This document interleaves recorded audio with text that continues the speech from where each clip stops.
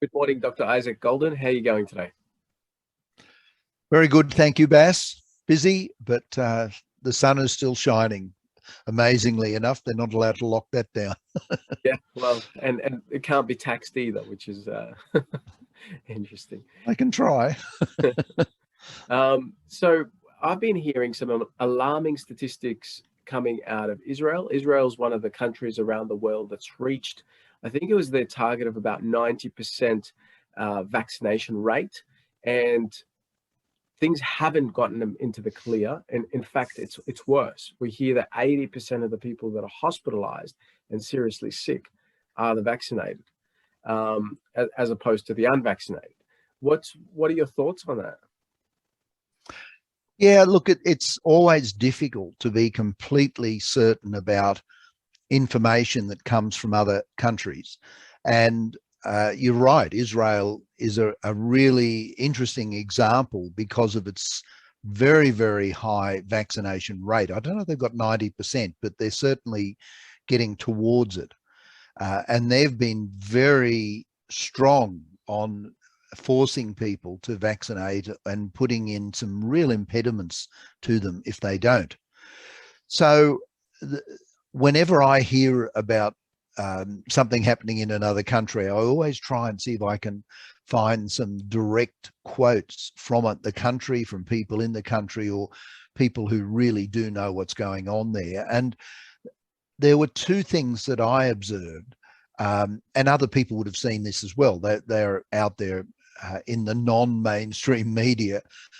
One was from the new Israeli Prime Minister, who's very gung-ho pro-vaccination.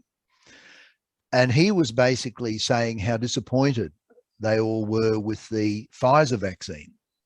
And remember, the Pfizer vaccine is what's going to be the savior for Australia. Well, unfortunately, it almost certainly won't be, because what he was saying is that they've been finding that the vaccine has not been nearly as effective as promised, particularly against the Delta variant, and they're going to need to book in a whole lot of booster shots.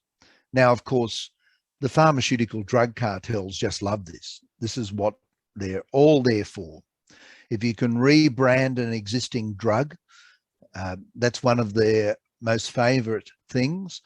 Or if you can develop a vaccine that everyone feels they've got to have, but that doesn't work particularly well and relies on a need of doing boosters on a regular basis, that's equally as good, because it's like a license to print money.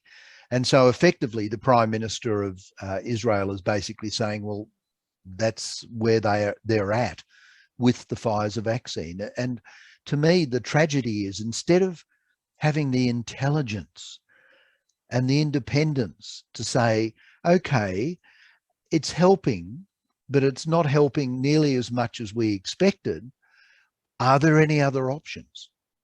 They're not thinking about that. They're not looking at other options. They're basically saying, okay, it means we need to give it more often. And then the Israeli health minister, a lady came out, can't remember her name, and she once again was saying it looks like the Pfizer vaccine's only around 40% effective. Now, of course, when we first heard about the Pfizer and the Moderna, the mRNA vaccines, we were told that their studies had shown that they were 95% effective or thereabouts. Well, as soon as I heard that, I thought that's not going to be true. That's not going to hold water, because for a start, they hadn't done big enough studies for long enough. They've rushed these very, very tightly planned studies through. They hadn't looked at the real world experience with the vaccine at all. And so it's not surprising at all that when you're looking at a vaccine, and some people object to it being called a vaccine, and that's fair enough too, because it's not a normal vaccine in the normal meaning of the word.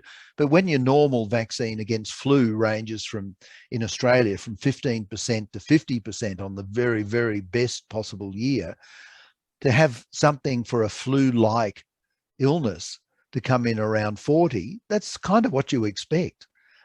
So I noticed that the language changed, both from the health officials and from the politicians, and from the Pfizer executives themselves. Originally, they were boasting about, this amazing vaccine, 95%.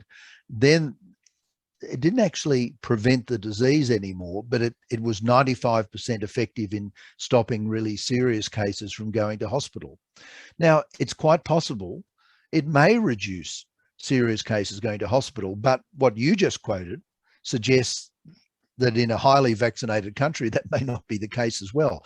I don't know those figures you mentioned, the source of them and exactly what they were saying. But if they prove to be true, if it really does prove to be true that the Pfizer vaccine in Israel is not preventing really serious cases going to hospital, then it is, really an abject failure, because it's not preventing people from getting a case of the disease.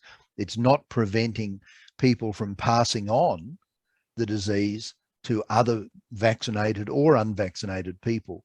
And to think of it as the savior for Australia, it's not going to happen. We're going to have continual issues with this disease until the people in charge are prepared to look at all of the options, including treatments, which will prevent people who get the disease from having to go to ICUs and things like that. So Israel is one of the countries we really need to look at. And if you can find out a bit more information about what you said right at the beginning, that would be very interesting.